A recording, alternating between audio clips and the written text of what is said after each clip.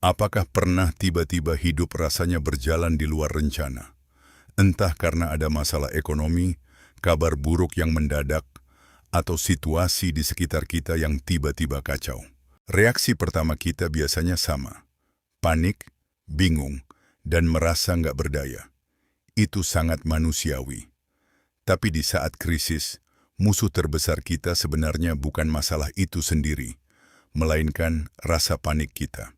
Di video ini, kita akan membahas cara sederhana untuk menjernihkan pikiran dan langkah nyata apa yang harus kita ambil saat situasi memburuk. Sekarang kita masuk ke poin yang paling krusial. Gimana cara kita memilah masalah di tengah situasi yang lagi kacau? Saya punya satu analogi sederhana. Bayangkan kamu lagi menyetir mobil di tengah hujan badai yang sangat lebat. Jarak pandangmu terbatas, petir menyambar di mana-mana. Apa yang akan kamu lakukan? Apakah kamu akan keluar mobil, berdiri di tengah jalan, lalu marah-marah ke langit dan minta hujannya berhenti? Tentu tidak. Kenapa? Karena cuaca itu di luar kendalimu. Tapi sayangnya, saat krisis hidup datang, entah itu resesi ekonomi, PHK massal, atau masalah keluarga, banyak dari kita yang melakukan hal konyol tadi. Kita habiskan energi 24 jam sehari untuk meratapi keadaan, marah di media sosial, dan menyalahkan situasi yang tidak bisa kita ubah. Kita sibuk melihat badai di luar, sampai lupa memegang kemudi mobil kita sendiri. Biar lebih gampang dipahami, mari kita bagi masalah kita saat krisis menjadi dua lingkaran. Kita sebut saja ini lingkaran kepedulian dan lingkaran kendali. Lingkaran yang besar di luar adalah lingkaran kepedulian. Ini adalah hal-hal yang bikin kamu cemas, tapi jujur saja, kamu tidak punya kuasa buat mengubahnya detik ini. Contohnya apa? Harga barang-barang pokok yang tiba-tiba melambung tinggi, kebijakan baru dari kantor atau pemerintah, kepanikan orang-orang di sekitar kamu yang borong barang belanjaan, atau bahkan opini negatif orang lain tentang kamu. Memikirkan ini terus-menerus cuma bakal bikin kamu merasa nggak berdaya, stres, dan berakhir frustrasi. Sekarang, lihat lingkaran kecil yang ada di dalam. Ini namanya lingkaran kendali. Inilah zona kekuatanmu yang sesungguhnya. Ini adalah hal-hal yang 100% bisa kamu putuskan dan lakukan sekarang juga. Apa saja isinya? Sikapmu dalam merespons berita. Kemana kamu menghabiskan uangmu hari ini? Apa yang kamu makan? Jam berapa kamu tidur? Dan tindakan nyata apa yang kamu ambil untuk melindungi diri dan keluargamu. Kunci utama untuk selamat dari krisis adalah tarik semua energimu dari lingkaran besar dan tumpahkan semuanya ke lingkaran kecil. Mari kita ambil contoh nyata yang sering terjadi. Katakanlah krisisnya adalah krisis keuangan atau ketidakpastian ekonomi. Apa yang biasanya dilakukan orang yang terjebak di lingkaran luar? Mereka bakal seharian scrolling berita buruk tentang inflasi, baca komentar-komentar netizen yang bikin makin cemas, lalu mengeluh sepanjang hari. Hasilnya, masalah nggak selesai, malah dapat pusingnya saja. Tapi, apa yang dilakukan orang yang fokus pada lingkaran kendali? Pertama, dia bakal buka catatan keuangannya secara jujur. Dia coret pengeluaran-pengeluaran yang nggak penting untuk sementara waktu. Kedua, dia amankan dana darurat yang masih ada, ditaruh di tempat yang mudah diambil kalau ada apa-apa. Ketiga, dia mulai belajar atau cari peluang sampingan kecil-kecilan yang bisa menghasilkan uang tambahan. Perhatikan bedanya. Yang satu fokus pada kecemasan global, yang satu fokus pada aksi lokal. Yang satu merasa jadi korban, yang satu memilih jadi kapten untuk dirinya sendiri. Kamu mau pilih yang mana? Mungkin kamu bakal bertanya, tapi Bang, hal-hal kecil yang saya lakukan kan nggak bakal bisa langsung menghentikan krisisnya? Betul banget. Memang nggak bisa langsung mengubah dunia, tapi fokus pada hal kecil punya efek psikologis yang luar biasa hebat bagi otak kita. Saat krisis, kita merasa kehilangan kontrol atas hidup kita. Rasa kehilangan kontrol inilah yang bikin kita stres dan depresi. Begitu kamu mulai melakukan satu tindakan kecil yang bisa kamu kontrol, misalnya sesederhana merapikan kamar, menyiapkan stok air bersih untuk 3 hari ke depan, atau mematikan notifikasi berita hoax di HP-mu, otakmu akan menerima sinyal. Ternyata saya masih punya kendali atas hidup saya sendiri. Rasa berdaya inilah yang memicu hormon positif dalam tubuh, menjernihkan logika kamu, dan membuat kamu bisa melihat peluang di tengah kesempitan. Jadi, jangan pernah meremehkan langkah kecil. Krisis besar tidak dihadapi dengan satu lompatan besar, melainkan dengan rangkaian langkah-langkah kecil yang konsisten dan terarah. Ketika krisis datang, otak manusia secara alami akan masuk ke mode fight or flight, lawan atau lari. Masalahnya, di era modern ini, musuh kita bukan lagi hewan buas, melainkan ketidakpastian seperti inflasi, PHK, atau krisis kesehatan. Karena kita tidak bisa memukul atau lari dari inflasi, otak kita seringkali terjebak dalam kondisi bernama learned helplessness atau mentalitas korban. Kita mulai berpikir, dunia ini tidak adil. Kenapa ini harus terjadi padaku? Atau percuma berbuat sesuatu, situasinya sudah hancur. Di menit-menit ini, saya ingin menantang cara berpikir Anda. Menjadi korban dari sebuah krisis itu adalah sebuah fakta. Situasi buruk memang terjadi pada Anda. Tetapi tetap memilih menjadi korban dan meratapi keadaan adalah sebuah pilihan. Langkah pertama untuk mengambil kendali hidup adalah menyadari bahwa mengeluh tidak akan pernah menurunkan harga beras, dan marah-marah di media sosial tidak akan menambah saldo tabungan Anda. Kita harus memindahkan saklar di otak kita, dari mengapa ini terjadi padaku, menjadi apa yang bisa saya lakukan dengan situasi ini. Mari kita lakukan latihan praktis yang sering saya lakukan saat hidup saya sedang kacau. Ambil kertas, lalu bagi menjadi 2 kolom. Kolom pertama kita sebut hal di luar kendali, dan kolom kedua adalah hal di dalam kendali. Mari kita list bersama. Di kolom pertama, masukkan semua hal yang membuat Anda cemas, tapi Anda tidak punya kuasa untuk mengubahnya hari ini.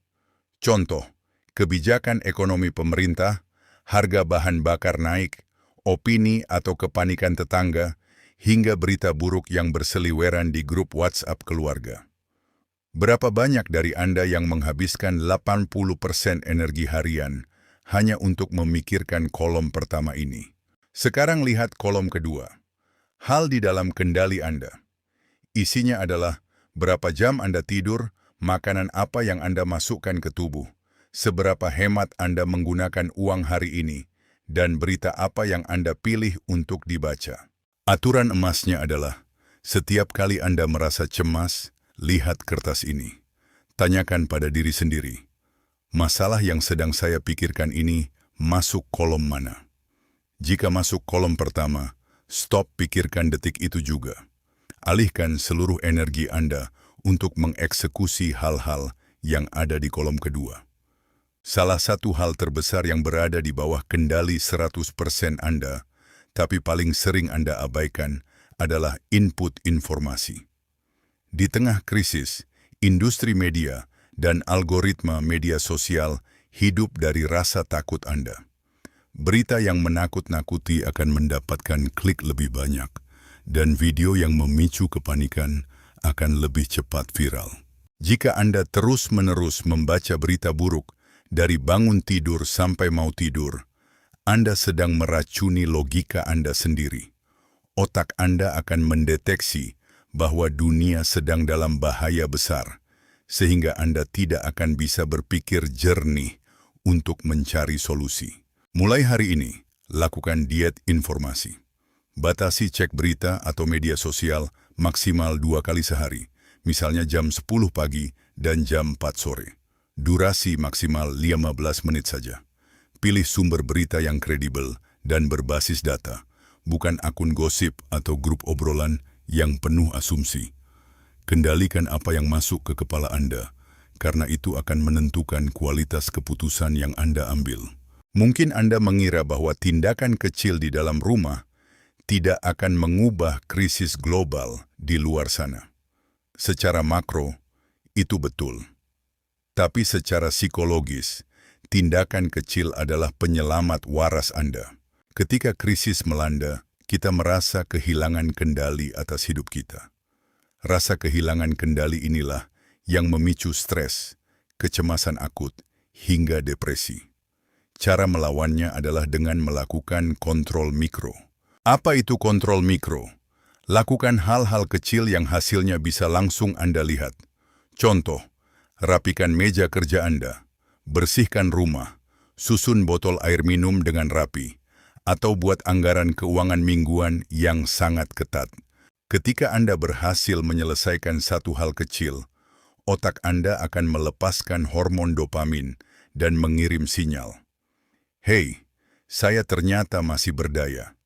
Saya masih memegang kendali atas ruang kecil ini. Kemenangan-kemenangan kecil inilah yang akan mengembalikan rasa percaya diri Anda. Logika Anda akan terbuka kembali, dan di saat orang lain masih sibuk panik di luar sana, Anda sudah siap melihat peluang dan mengambil langkah taktis untuk menyelamatkan diri dan keluarga.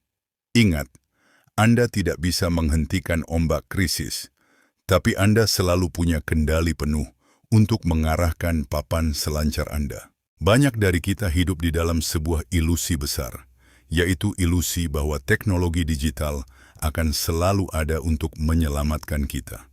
Kita berpikir, kalau ada apa-apa, tinggal telepon lewat WhatsApp, cek lokasi lewat Google Maps, atau pesan bantuan lewat aplikasi. Faktanya, saat krisis besar terjadi, entah itu gempa bumi, banjir bandang, kerusuhan, atau bahkan pemadaman listrik massal, blackout, hal pertama yang biasanya hancur adalah jaringan komunikasi dan internet. Menara BTS akan tumbang atau kelebihan beban karena jutaan orang mencoba menelepon di saat yang bersamaan. Di menit ini, saya ingin Anda membayangkan skenario terburuk. Jika hari ini internet mati total, ponsel Anda tidak ada sinyal, dan Anda sedang terpisah dengan keluarga Anda, apa yang akan Anda lakukan? Kebanyakan orang akan panik dan berputar-putar tanpa arah.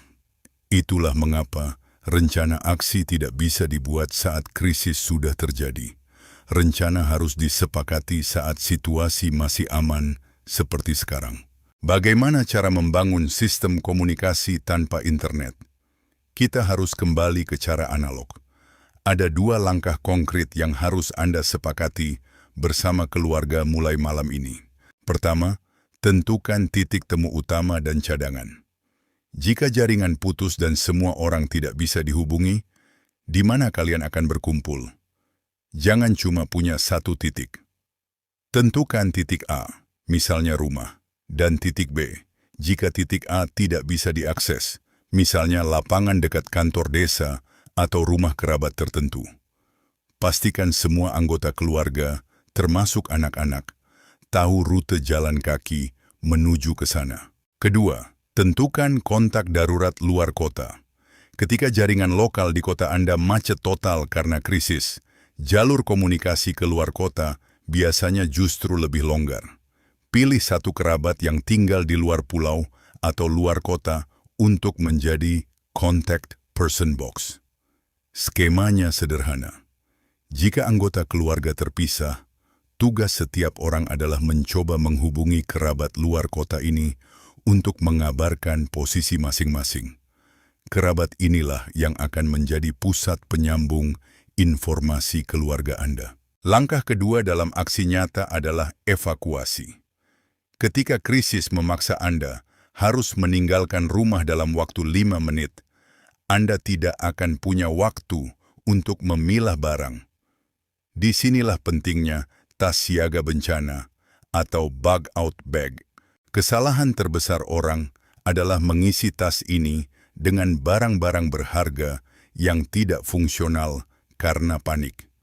Tas siaga yang benar bukan untuk pindah rumah, tapi untuk membuat Anda bertahan hidup selama 72 jam pertama. Apa saja isinya? 1. Dokumen penting. Fotokopi sertifikat, ijazah, kartu keluarga, dan taruh di dalam wadah plastik kedap air. Masukkan juga dokumen digitalnya ke dalam satu flash disk kecil. 2. Logistik esensial. Air minum botol kecil, obat-obatan pribadi, makanan kaleng yang bisa dibuka tanpa alat, dan peluit kecil untuk memberi tanda jika Anda terjebak. 3. Alat bertahan hidup. Senter kecil dengan baterai cadangan, korek api gas, uang tunai pecahan kecil dalam jumlah secukupnya, karena mesin ATM tidak akan bekerja tanpa listrik. Taruh tas ini di tempat yang paling mudah dijangkau dekat pintu keluar rumah Anda. Banyak korban jiwa dalam krisis terjadi bukan karena mereka tidak tahu ada bahaya, melainkan karena mereka terlambat mengambil keputusan untuk pergi. Kenapa manusia menunda evakuasi? Karena ada bias psikologis bernama normalcy bias. Kecenderungan otak kita untuk meremehkan ancaman dan berpikir, paling badainya cuma sebentar, atau sayang sama motor dan TV di rumah kalau ditinggal. Mereka menukar keselamatan nyawa demi barang materi yang sebenarnya bisa dibeli lagi di kemudian hari. Aturan dasarnya sangat jelas. Begitu ada perintah resmi dari otoritas untuk mengungsi, atau begitu insting dan logika Anda melihat situasi sekitar sudah tidak kondusif, segera angkat kaki. Jangan menunggu tetangga Anda bergerak dulu, baru Anda ikutan. Jadilah orang pertama yang menyelamatkan keluarga Anda sendiri. Ingat, harta benda bisa dicari lagi, rumah bisa dibangun kembali, tapi nyawa Anda dan orang-orang yang Anda cintai tidak akan pernah ada gantinya.